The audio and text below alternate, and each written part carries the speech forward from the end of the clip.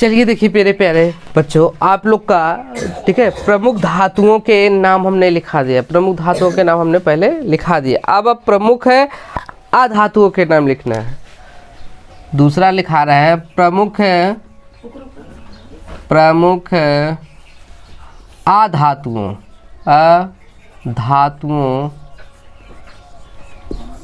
के नाम।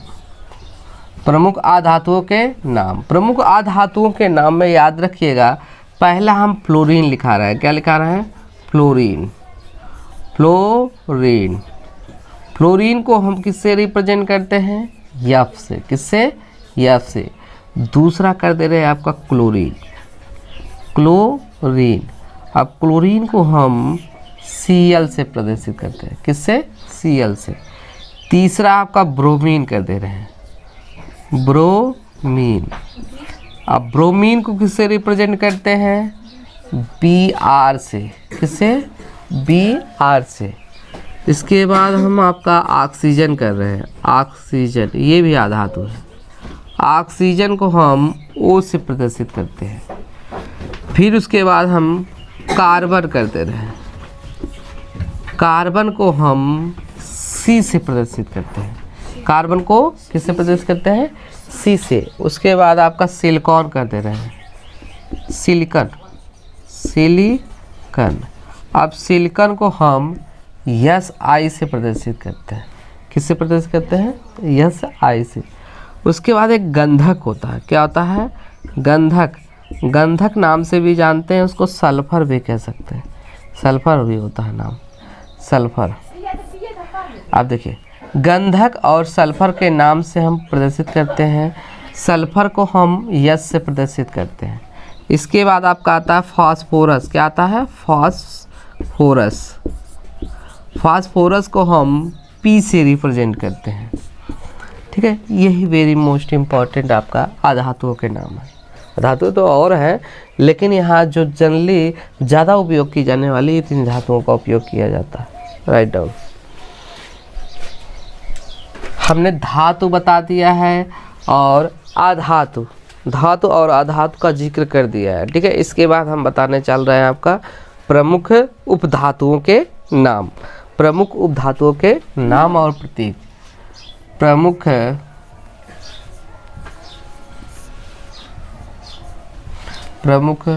उपधातुओं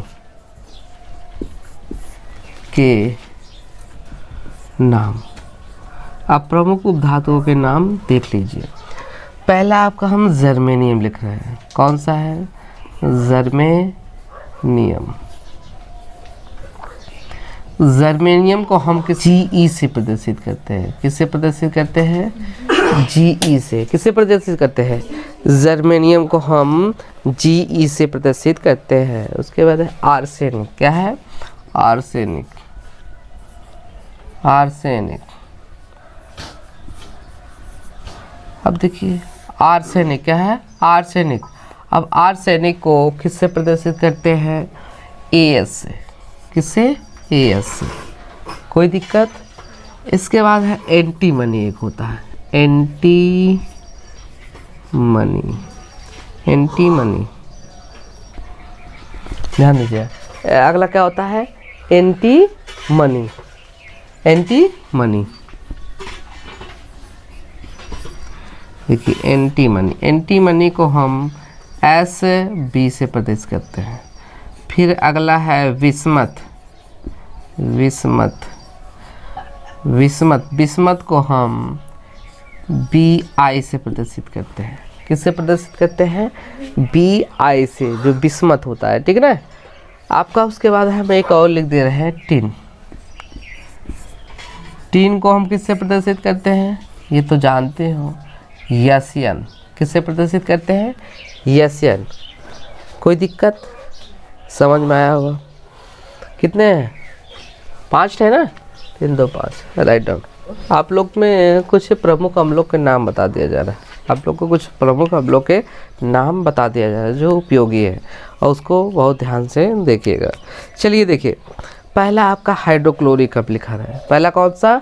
हाइड्रोक्लोरिक अम्ल। देखिए, ध्यान दीजिएगा। कहीं कहीं देखे होंगे हाइड्रोक्लोरिक जो होता है उसको हम ऐसे रिप्रेजेंट किया गया होता है, सूत्र ऐसे लिख दिया गया HCl, क्या लिखा रहता है HCl, ठीक है। तो हम पढ़ नहीं पाते क्या लिखा है, तो याद रखिएगा इसका रासायनिक नाम क्या है हाइड्रोक्लोरिक, क्या है हाइड्रोक्लोरिक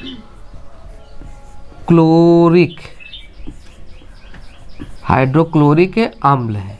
ये कौन सा अम्ल है, अम्ल की बात किया जा रहा है, ठीक है। हाइड्रोक्लोरिक अम्ल कौन सा अम्ल है, हाइड्रोक्लोरिक अम्ल है, इसको हम HCl से प्रदर्शित करते हैं, ठीक है। दूसरा आपका H2SO4 है, H2SO4 जिसको हम क्या कहते हैं सल्फ्यूरिक अम्ल या गंधक अम्ल भी कहते हैं, ठीक है। सल्फ्यूरिक अम्ल या गंधक अम्ल भी कहते हैं, ठीक है। दूसरा है H2SO4 में देखिए ध्यान दीजिएगा, जो H2SO4 है इसका नाम क्या है रासायनिक नाम सल्फ्यूरिक,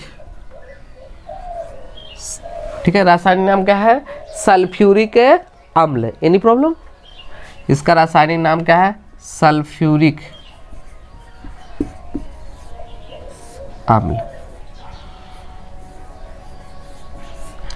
क्या नाम है सल्फ्यूरिक अम्ल, ठीक है।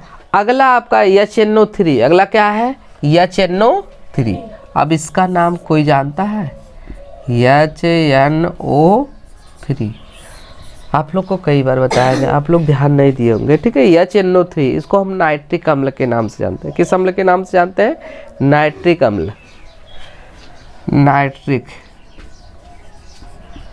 नाइट्रिक अम्ल, हम इसको नाइट्रिक अम्ल के नाम से जानते हैं, ठीक है, कोई दिक्कत। अब चौथे की बात कर दिया जाए H2CO3, क्या है H2CO3,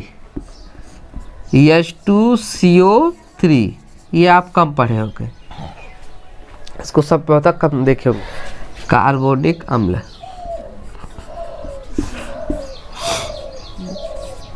कार्बोनिक अम्ल, कोई दिक्कत। चलिए देखिए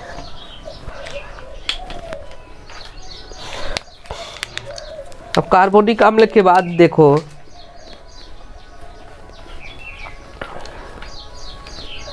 यहाँ पे कार्बोनिक अम्ल लिखा दिए हैं, पांचवा H2SO3 हो जाएगा, देख लो ना सेम यही है, केवल इसमें क्या है 4 अणु है, इसमें कितने 3 है, तो याद रखिए इसका नाम क्या हो जाएगा सल्फ्यूरस, क्या हो जाएगा सल्फ्यूरस अम्ल, कौन सा अम्ल है हाँ सल्फ्यूरस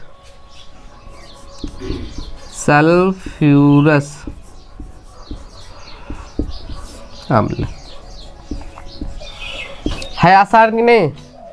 देखिए केवल एक कम कर दिया गया, इसका नाम क्या हो गया चेंज हो गया सल्फ्यूरस अम्ल। HNO3 लिखा है ना HNO2, अब देखो HNO3 लिखा है नाइट्रिक अम्ल हो गया ना, या अब छठवां है ना HNO2 यहाँ लिखा देना है, देख लो वही चेंज हो रहा है, केवल 3 था यहाँ 2 हो गया, तो ये नाइट्रिक था 3 था और 2 हो गया, तो क्या हो गया नाइट्रस, क्या हो जाएगा नाइट्रस अम्ल, एनी प्रॉब्लम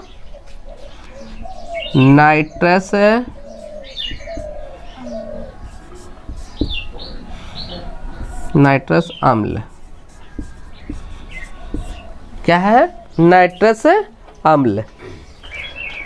फिर आपका यस ध्यान दीजिए, अगला केयर करिए, अगला ध्यान दीजिएगा, अगला क्या है H3PO4, सातवां है H3PO4,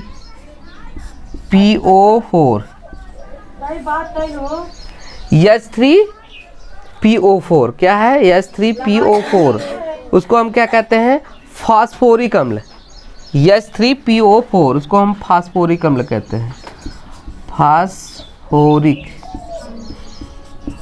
अम्ल, इसको हम क्या कहते हैं फास्फोरिक अम्ल, ठीक है। H3PO4 उसको हम क्या कहते हैं फास्फोरिक अम्ल, कोई दिक्कत, इतना याद करना है आपको।